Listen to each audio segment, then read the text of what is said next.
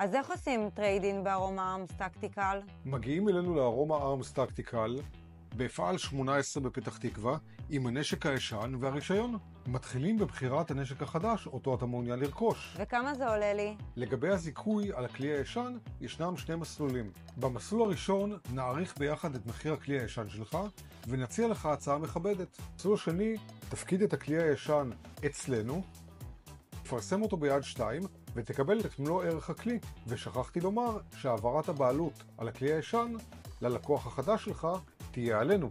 תוך כמה זמן מקבלים את הכלי החדש? אנחנו חייבים להדגיש שכל התהליך עצמו מבוצע על ידי ארומה ארמס טקטיקל.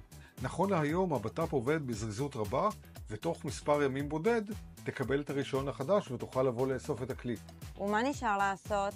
להגיע לארומה ארמס טקטיקל ברחוב הפעל 18 בפתח תקווה ולהתחדש בכלי חדש. מחכים לכם!